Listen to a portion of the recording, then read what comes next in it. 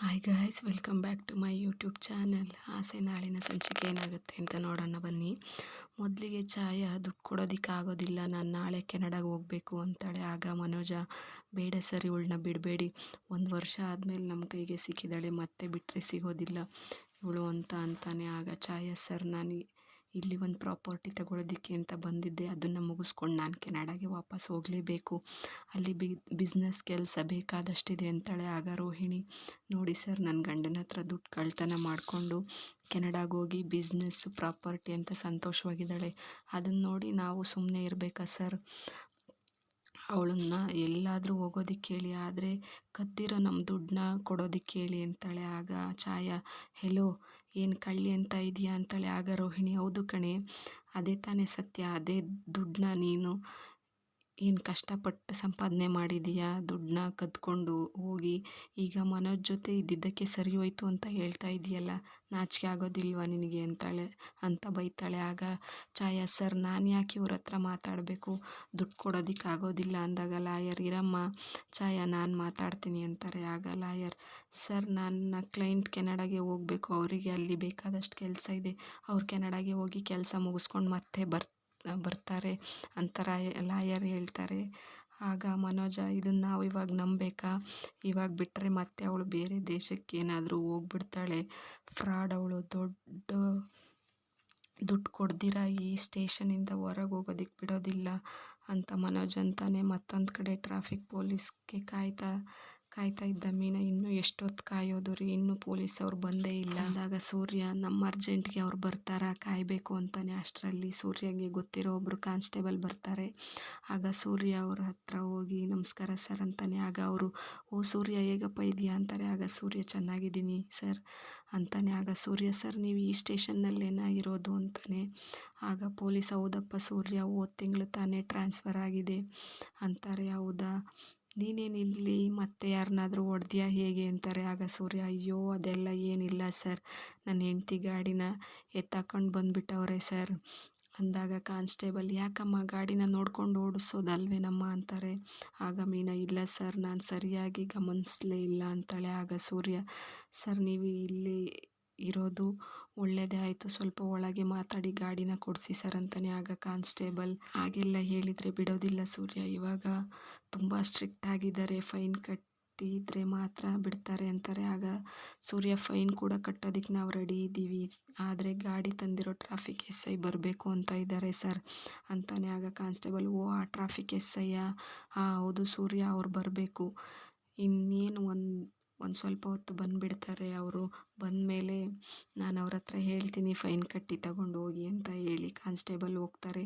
ಈ ಕಡೆ ಸ್ಟೇಷನ್ ಒಳಗಡೆ ಛಾಯಾ ಪೊಲೀಸರ ಹತ್ರ, ಸರ್, ಎಷ್ಟೊತ್ತು ಅಂತ ಕೇಳ್ತಾ ಇದ್ದೀರಾ, ನನ್ನಿಂದ ದುಡ್ಡು ಕೊಡೋದಕ್ಕಾಗೋದಿಲ್ಲ, ಅವರಿಂದ ಏನಾಗುತ್ತೋ ಮಾಡ್ಕೊಳ್ಳೋದಕ್ಕೆ ಹೇಳಿ ಅಂತ ಛಾಯಾ ಹೇಳ್ತಾಳೆ. ಆಗ ಪೊಲೀಸ್ನವರು, ನೋಡಮ್ಮ, ಏನೋ ಹೆಣ್ಮಗಳು ಅಂತ ತಾಳ್ಮೆಯಿಂದ ಮಾತಾಡ್ತಾ ಇದ್ದೀನಿ, ಇದೇ ನಿನ್ನ ಜಾಗದಲ್ಲಿ ಬೇರೆ ಯಾರಾದರೂ ಹುಡುಗ ಇದ್ದಿದ್ರೆ ಇಷ್ಟೊತ್ತಿಗೆ ನಿಜ ಬಾಯಿ ಬಿಡಿಸ್ತಾ ಇದ್ದೆ ಅಂತಾರೆ. ಆಗ ಛಾಯಾ, ಏನು ಸರ್ ಎದುರಿಸ್ತಾ ಇದ್ದೀರಾ, ಬೇರೆ ದೇಶಕ್ಕೆ ಹೋಗಿದ್ರು ಕೂಡ ನಾನು ಈ ದೇಶದವಳೆ, ನನಗೂ ನನ್ನ ರೈಟ್ಸ್ ಏನು ಅಂತ ಚೆನ್ನಾಗಿ ಗೊತ್ತಿದೆ ಅಂತಾಳೆ. ಆಗ ಪೊಲೀಸ್ ಹೇಳ್ತಾರೆ, ನಾನು ನಿನ್ನ ಒಳ್ಳೆಯದಕ್ಕೆ ಕಣಮ್ಮ ಹೇಳ್ತಾ ಇರೋದು, ನೀನೇ ಮೋಸ ಮಾಡಿರೋದು ಅಂತ ಕ್ಲಿಯರಾಗಿ ಗೊತ್ತಾಗ್ತಾ ಇದೆ, ಇವಾಗಲೇ ನಿನ್ನ ಮೇಲೆ ಚೀಟಿಂಗ್ ಮಾಡಿದ್ದಕ್ಕೆ 420, ದುಡ್ಡು ಕದ್ಕೊಂಡು ಹೋಗಿದ್ದಕ್ಕೆ 378 ಅಂತ ಬೇಕಾದಷ್ಟು ಕೇಸ್ ಹಾಕಬಹುದು ಅಂತಾರೆ. ಆಗ ಮನೋಜ, ನನಗೆ ಮೋಸ ಮಾಡಿದ್ದಕ್ಕೆ ಒಂದು ಸೆಕ್ಷನ್ ಹಾಕಿ ಅಂತಾನೆ. ಆಗ ಪೊಲೀಸ್ನವರು, ಅದಕ್ಕೆಲ್ಲ ಸೆಕ್ಷನ್ ಇಲ್ಲಪ್ಪ ಅಂತಾರೆ.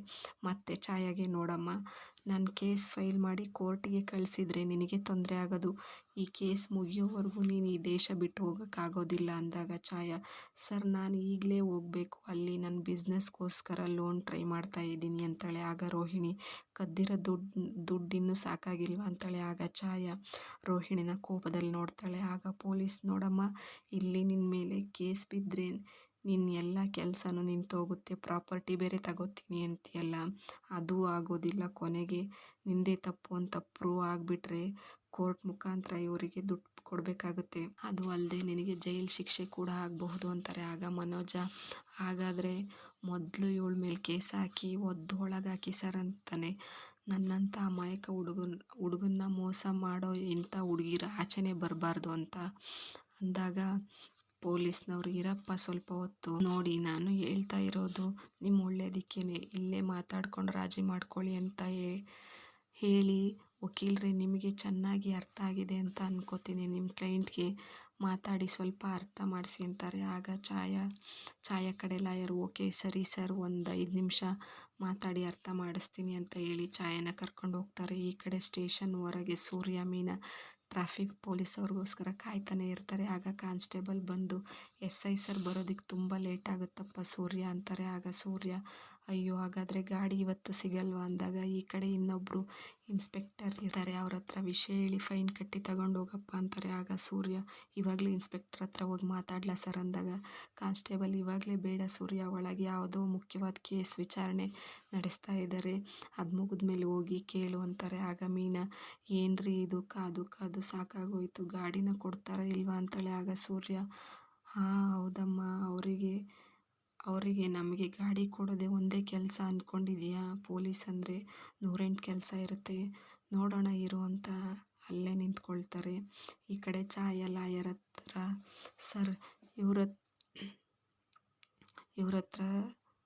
ಇವ್ರತ್ರದಿಂದ ನನ್ನ ಸ್ವಲ್ಪ ಬೇಗ ಪಾರು ಮಾಡಿ ಅಂದಾಗ ಲಾಯರ್ ಇನ್ಮೇಲೆ ಇವರಿಂದ ತಪ್ಪಿಸ್ಕೊಳ್ಳೋಕ್ಕಾಗೋದಿಲ್ಲ, ನೀವು ಸರಿಯಾಗಿ ಸಿಕ್ಕಾಕೊಂಡಿದ್ದೀರಾ, ಈಗ ಕೇಸ್ನ ಕೋರ್ಟಿಗೆ ಕಳಿಸಿದ್ರೆ ಪೊಲೀಸ್ನವರು ಹೇಳ್ದಂಗೆ ನೀವು ದೇಶ ಬಿಟ್ಟು ಹೋಗೋದಕ್ಕಾಗೋದಿಲ್ಲ, ಕೇಸ್ ಮುಗಿಯೋದಕ್ಕೆ ತುಂಬ ದಿನ ಆಗುತ್ತೆ, ಅದ್ರ ಬದಲು ಒಂದು ಅಮೌಂಟ್ನ ಸೆಟಲ್ ಮಾಡಿಬಿಡಿ. ಆಗ ಛಾಯಾ ಸರ್ ನಾನು ಯಾಕೆ ದುಡ್ಡು ಕೊಡಬೇಕು, ನನ್ನ ಮೇಲೆ ಯಾವುದೇ ತಪ್ಪಿಲ್ಲ ಅಂತ ಹೇಳ್ತಾಳೆ. ಆಗ ಲಾಯರ್ ಕೂಡ ಏನಮ್ಮ ನೀನು ಅವ್ರ ಥರ ಮಾತಾಡ್ದಂಗೆ ನನ್ನ ಹತ್ರನೂ ಮಾತಾಡ್ತಾ ಇದೆಯಲ್ಲ, ನೀನು ಏನು ಮಾಡಿದ್ಯಾ ಅಂತ ಗೊತ್ತಿಲ್ಲ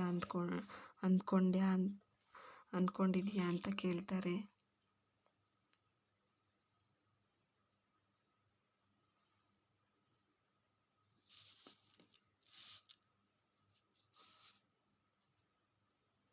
ಈ ಕೇಸ್ ನಿಮ್ಮ ಕಡೆ ವೀಕ್ ಇದೆ, ಇದಕ್ಕೆ ಒಂದೇ ಪರಿಹಾರ ಅಂದರೆ ನೀವು ಕಾಂಪ್ರಮೈಸ್ ಆಗೋದು ಅಷ್ಟೇ ಅಂತಾರೆ. ಆಗ ಛಾಯಾ ಏನು ಸರ್ ನೀವು ಹೇಗಾದರೂ ಮಾಡಿ ಇದರಿಂದ ಬಚಾವ್ ಮಾಡ್ತೀರಾ ಅಂದರೆ ನೀವು ಹೀಗೆ ಮಾತಾಡ್ತಾ ಇದ್ದೀರಲ್ಲ ಅಂತಾಳೆ. ಆಗ ಲಾಯರ್ ಹೌದಮ್ಮ ಇನ್ನೇನು ಮಾಡೋದು, ನೀವು ನಿಮ್ಮ ಬಾಯನ್ನ ಮುಚ್ಚಿದ್ರೆ ಚೆನ್ನಾಗಿರ್ತಾ ಇತ್ತು, ಅದನ್ನು ಬಿಟ್ಟು ನೀವು ಪ್ರಾಪರ್ಟಿ ತಗೊಳ್ಳೋದಕ್ಕೆ ಬಂದೇ ಲೋನ್ ಮಾಡಿಸ್ತಾ ಇದ್ದೀನಿ ಅಂತೆಲ್ಲ ಒಂದು ಬಿಡದೆ ಅವ್ರ ಹತ್ರ ಹೇಳ್ಬಿಟ್ರಿ, ನಿಮ್ಮ ಬಗ್ಗೆ ನೀವೇ ಎಲ್ಲ ವಿಷಯನೂ ಹೇಳಿದ್ರಿ, ಈಗ ಅದೇ ವಿಷಯನ ಮುಂದೆ ಇಟ್ಕೊಂಡು ಮಾತಾಡ್ತಾ ಇದ್ದಾರೆ. ಇಲ್ಲಿ ಆ ಮನೋಜ್ನ ಹೆಂಗೆ ಬೇಕಾದರೂ ಯಾಮಾರಿಸ್ಬೋದಾಗಿತ್ತು, ಆದರೆ ಅವನ ಹೆಂಡತಿ ತುಂಬ ಹುಷಾರಾಗಿದ್ದಾಳೆ ಅಂತಾರೆ. ಆಗ ಛಾಯಾ ಅದೇ ಸರ್ ನನಗೂ ಅರ್ಥ ಆಗ್ತಾ ಇಲ್ಲ, ಆ ಮನೋಜ್ ಒಬ್ಬ ದೊಡ್ಡ ಲೂಸು, ಅವನಿಗಿಂತ ಹುಡುಗಿ ಸಿಕ್ಕಿದ್ದಾಳಲ್ಲ ಅಂತಾಳೆ. ಆಗ ಲಾಯರ್ ಅದಕ್ಕೆ ಹೇಳ್ತಾ ಇದ್ದೀನಮ್ಮ, ಆ ಮನೋಜ್ ಹೆಂಡ್ತಿಗೆ ದುಡ್ಡು ಕೊಡದೆ ಹೋದರೆ ನಿನ್ನ ಬಿಡೋದಿಲ್ಲ, ಅಟ್ಲೀಸ್ಟ್ ನೀನು ಈ ವಿಷಯನ ಹೇಳ್ದೆ ಇದ್ದಿದ್ರೆ ಅರ್ಧ ದುಡ್ಡು ಕೊಡ್ತೀನಿ, ಮಿಕ್ಕಿದ್ನ ಮುಂದಿನ ಸಲ ಬಂದಾಗ ಕೊಡ್ತೀನಿ ಅಂತ ಏನಾದರೂ ಹೇಳ್ಬೋದಾಗಿತ್ತು, ಆದರೆ ಇವಾಗ ಬೇರೆ ದಾರಿನೇ ಇಲ್ಲ ಅಂತ ಲಾಯರ್ ಹೇಳ್ತಾರೆ. ಆಗ ಛಾಯಾ ಹಾಗಾದರೆ ನಾನು ಇವಾಗ 27 ಲಕ್ಷ ವಾಪಸ್ ಕೊಡಲೇಬೇಕಾ ಸರ್ ಅಂತಾಳೆ. ಆಗ ಲಾಯರ್ ಏನಮ್ಮ ಏನು ನಿಮ್ಮ ಅಪ್ಪನ ಮನೆ ದುಡ್ಡು ಕೊಡೋ ಥರ ಕೇಳ್ತಾ ಇದೆಯಲ್ಲ, ಆ ದುಡ್ಡು ಅವನದೇ ತಾನೇ, ಕೆನಡಾದಲ್ಲಿ ನಿನಗೆ ಬೇಕಾದಷ್ಟು ಸಂಪಾದನೆ ಮಾಡಿದೀಯ ತಾನೇ, ಇವಾಗ ದುಡ್ಡನ್ನ ವಾಪಸ್ ಕೊಡಬೇಕು ತಾನೇ, ಅದೇ ತಾನೇ ನ್ಯಾಯ, ಇವಾಗೇನಾದರೂ ಕೇಸ್ ಫೈಲ್ ಆದರೆ ನಿಮ್ಮ ಪಾಸ್ಪೋರ್ಟ್ ಲಾಕ್ ಆಗಿಬಿಡುತ್ತೆ, ನಿಮ್ಮದೇ ತಪ್ಪು ಅಂತ ಆದರೆ ಕೆನಡಾಗೆ ಹೋಗೋದಕ್ಕೂ ಆಗೋದಿಲ್ಲ, ಒಂದು ಅಮೌಂಟ್ನ ವಾಪಸ್ ಕೊಡಬೇಕು, ಇಲ್ಲ ಹೋಗೋದಕ್ಕಾಗೋದಿಲ್ಲ, ಒಂದು ಅಮೌಂಟ್ನ ವಾಪಸ್ ಕೊಡಬೇಕು ಇಲ್ಲ ಜೈಲಿಗೆ ಹೋಗಬೇಕು ಅಂತಾರೆ. ಆಗ ಛಾಯಾ ಓಕೆ ಸರಿ ಸರ್ ನಾನು ಕೊಟ್ಬಿಡ್ತೀನಿ ದುಡ್ಡನ್ನ ಅಂತಾಳೆ. ನಂತರ ಪೊಲೀಸ್ ಅವ್ರ ಹತ್ರ ಹೋಗಿ ಸರಿ ಸರ್ ನಾನು 27 ಲಕ್ಷ ಕೊಡ್ತೀನಿ, ಕಂಪ್ಲೇಂಟ್ನ ವಾಪಸ್ ತಗೊಳ್ಳಿ ಅಂತ ಛಾಯಾ ಕಡೆ ಲಾಯರ್ ಹೇಳ್ತಾರೆ. ಆಗ ರೋಹಿಣಿ 27 ಲಕ್ಷ ಅಲ್ಲ ಸರ್, ಇಷ್ಟು ದಿನ ನಮ್ಮ ದುಡ್ಡನ್ನ ಮೋಸ ಮಾಡಿ ಇಟ್ಕೊಂಡಿದ್ರಲ್ಲ ಅದಕ್ಕೆ ಬಡ್ಡಿ ಹಾಕಿ 30 ಲಕ್ಷ ಕೊಡಿ ಅಂತಾಳೆ. ಆಗ ಛಾಯಾ ಪೊಲೀಸ್ ಅವ್ರ ಹತ್ರ ಏನು ಸರ್ ಇದು ಜಾಸ್ತಿ ಕೇಳ್ತಾ ಇದ್ದಾರೆ ಅಂದಾಗ ಪೊಲೀಸ್ ಅವರು ನ್ಯಾಯವಾಗಿ ಕೇಳ್ತಾ ಇದ್ದಾರೆ, ಕೊಟ್ಬಿಡಮ್ಮ ನೀನು ಆರಾಮಾಗಿ ಕೆನಡಾಗೆ ಹೋಗಬಹುದು ಅಂತಾರೆ. ಆಗ ಲಾಯರ್ ಅದನ್ನೇ ಫಿಕ್ಸ್ ಮಾಡಿ ಡಾಕ್ಯುಮೆಂಟ್ ರೆಡಿ ಮಾಡಿ ಮುಗಿಸ್ಬಿಡೋಣ ಅಂತ ಹೇಳಿ ಕೇಸ್ಗೆ ಸಂಬಂಧಪಟ್ಟಿರೋದನ್ನೆಲ್ಲ ರೆಡಿ ಮಾಡ್ಕೊಳ್ತಾ ಇರ್ತಾರೆ. ನಂತರ ಅದನ್ನು ತಗೊಂಡು ಬಂದು ಮನೋಜ್ ಕೈಗೆ ಕೊಟ್ಟು ಕಂಪ್ಲೇಂಟ್ ವಾಪಸ್ ತಗೊಂಡಿದ್ದೀನಿ, ಇನ್ನು ಮುಂದೆ ನಿಮ್ಮಿಬ್ಬರಿಗೂ ಯಾವುದೇ ಸಂಬಂಧ ಇಲ್ಲ ಅಂತ ಇದರಲ್ಲಿ ಸಹಿ ಹಾಕು ಅಂತ ಕೊಡ್ತಾರೆ. ಆಗ ರೋಹಿಣಿ ಇರಿ ಮನೋಜ್ ಅಂತ ಹೇಳಿ ಸರ್ ಮೊದಲು ದುಡ್ಡನ್ನ ಕಳ್ಸೋದಿಕ್ಕೆ ಹೇಳಿ ಸರ್ ಅಂತಾಳೆ. ಆಗ ಪೊಲೀಸ್ನವರು ನಿನ್ನ ಅಕೌಂಟ್ ಡೀಟೇಲ್ಸ್ ಕೊಡಪ್ಪ ಅಂತಾರೆ. ಹಾಗೆ ನೀನು ಕೂಡ ಅಮೌಂಟ್ನ ಕಳಿಸ್ಬಿಡಮ್ಮ ಅಂತಾರೆ ಪೊಲೀಸ್ನವರು. ಆಗ ಮನೋಜ್ ಬ್ಯಾಂಕ್ ಡೀಟೇಲ್ಸ್ ಕೊಟ್ಟಾಗ ಛಾಯಾ 30 ಲಕ್ಷ ಅಮೌಂಟ್ನ ಟ್ರಾನ್ಸ್ಫರ್ ಮಾಡ್ತಾಳೆ. ಆಗ ಮನೋಜ್ ರೋಹಿಣಿ ದುಡ್ಡು ಬಂದ್ಬಿಡ್ತು ಅಂತಾನೆ. ಆಗ ಇಬ್ಬರು ಖುಷಿ ಆಗ್ತಾರೆ. ನಂತರ ಪೊಲೀಸ್ ಕೊಟ್ಟಿರೋ ಡಾಕ್ಯುಮೆಂಟ್ಗೆ ಮನೋಜ್ ಸಹಿ ಮಾಡಿದಾಗ ರೋಹಿಣಿನ ಸಾಕ್ಷಿಗೆ ಅಂತ ಸಹಿ ಮಾಡಿಸ್ಕೊಳ್ತಾರೆ. ಸುಳ್ಳು ಹೇಳಿ ನನ್ನ ಹತ್ರ ದುಡ್ಡು ತಗೊಂಡ್ರಿ ಅಲ್ವಾ, ನಿಜವಾಗೂ ನೀವು ಉದ್ಧಾರ ಆಗಲ್ಲ ಅಂತ ಶಾಪ ಹಾಕ್ತಾಳೆ. ಆಗ ರೋಹಿಣಿ ಏನೇ ಶಾಪ ಹಾಕ್ತಾ ಇದೀಯಾ, ನಿಂತವ್ರದವ್ರ ಶಾಪ ಹಾಕಿದ್ರೆ ಅದು ಫಲಿಸೋದಿಲ್ಲ ಅಂತಾಳೆ. ಹಾಗೆ ಛಾಯಾ ಹತ್ರನೂ ಸಹಿ ಹಾಕ್ಸಿ ನಿಮ್ಮ ಕಡೆ ಸಾಕ್ಷಿ ಯಾರಮ್ಮ ಸಹಿ ಹಾಕೋದು ಅಂತ ಕೇಳಿದಾಗ ನಮ್ಮ ಲಾಯರೇ ಇದ್ದಾರೆ ಸರ್, ಅವರೇ ಹಾಕ್ತಾರೆ ಅಂತ ಛಾಯಾ ಹೇಳ್ತಾಳೆ. ಆಗ ಪೊಲೀಸ್ ಅವರು ಇಲ್ಲಮ್ಮ, ಲಾಯರ್ ಸಹಿ ಎಲ್ಲ ಸಾಕ್ಷಿಗೆ ತಗೊಳ್ಳೋದಿಲ್ಲ, ಬೇರೆ ಯಾರಾದರೂ ಸಾಕ್ಷಿ ಸಹಿ ಹಾಕಬೇಕು ಅಂತಾರೆ. ಆಗ ಕಾನ್ಸ್ಟೇಬಲ್ ಛಾಯನ್ನ ಹೊರಗೆ ಕರ್ಕೊಂಡೋಗಿ ಸೂರ್ಯನ ಕರೀತಾರೆ. ಆಗ ಸೂರ್ಯ ಛಾಯನ ನೋಡಿ ಮೇಡಮ್ ನೀವೇನಿಲ್ಲಿ ಅಂತಾನೆ. ಆಗ ಕಾನ್ಸ್ಟೇಬಲ್ ಈ ಹುಡುಗಿ ಗೊತ್ತಾ ಸೂರ್ಯ ಅಂತಾರೆ. ಗೊತ್ತು ಸರ್, ನನ್ನ ಕಾರಲ್ಲೇ ಬಾಡಿಗೆ ಬಂದಿದ್ದು ಇವರು, ನನ್ನ ಕಸ್ಟಮರ್ ಇವರು ಅಂತ ಹೇಳ್ತಾಳೆ. ಏನು ಮೇಡಮ್ ನೀವು ಇಲ್ಲಿ ಏನಾದರೂ ಪ್ರಾಬ್ಲಮ್ ಆಗಿದೆಯಾ ಅಂತಾನೆ. ಆಗ ಛಾಯಾ ಇಲ್ಲ, ಒಂದು ಚಿಕ್ಕ ಸೆಟ್ಲ್ಮೆಂಟ್ ಇತ್ತು ಅಂತಾಳೆ. ಆಗ ಸೂರ್ಯ ಓ ಯಾವುದೋ ಜಾಗದ ವಿಷಯ ಅಂದ್ರಲ್ಲ ಅಂದಾಗ ಕಾನ್ಸ್ಟೇಬಲ್ ಇಲ್ಲ, ಯಾವುದೋ ಲೇವಾದೇವಿ ವಿಚಾರ ಎಲ್ಲ ಮಾತಾಡಿ ಮುಗಿಸಿದ್ದಾಯ್ತು, ಇವ್ರಿಗೊಂದು ಸಾಕ್ಷಿ ಸಹಿ ಹಾಕಬೇಕಿತ್ತು, ನೀನು ಹಾಕ್ಬಿಡಪ್ಪ ಸೂರ್ಯ ಅಂತಾರೆ. ಆಗ ಸೂರ್ಯ ಸರ್ ನಾನಾ ಅಂತ ಭಯ ಪಡ್ತಾನೆ. ಆಗ ಛಾಯಾ ಹೌದು ಸೂರ್ಯ ಅವರೇ, ನಾನು ಬೇಗ ಹೋಗಬೇಕು, ಸ್ವಲ್ಪ ಹೆಲ್ಪ್ ಮಾಡಿ ಎಂದಾಗ ಸೂರ್ಯ ಇಲ್ಲ ಮೇಡಮ್, ಏನು ವಿಷಯ ಅಂತ ಗೊತ್ತಿಲ್ಲದೆ ನಾನು ಹೇಗೆ ಸಹಿ ಮಾಡೋದು, ಆಮೇಲೆ ಏನಾದರೂ ತೊಂದರೆ ಆದರೆ ಕಷ್ಟ ಆಗುತ್ತೆ ಅಂತಾನೆ.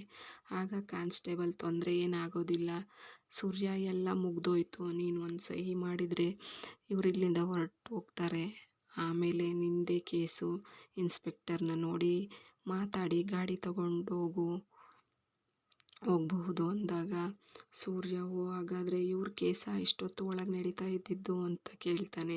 ಹೌದಪ್ಪ ತಗೋ ಇದ್ರಲ್ಲಿ ಒಂದು ಸಹಿ ಹಾಕು ಅಂತ ಕೊಟ್ಟಾಗ ಛಾಯಾ ಸೂರ್ಯ ಅವರೇ ಇದೊಂದು ಹೆಲ್ಪ್ ಮಾಡಿ ಅಂತಾಳೆ. ಆಗ ಸೂರ್ಯ ಸರಿ ಮೇಡಮ್ ಅಂತ ಸಹಿ ಹಾಕಿ ಕೊಟ್ಟು ಫೋನ್ ನಂಬರ್ ಕೂಡ ಬರೆದು ಕೊಡ್ತಾನೆ.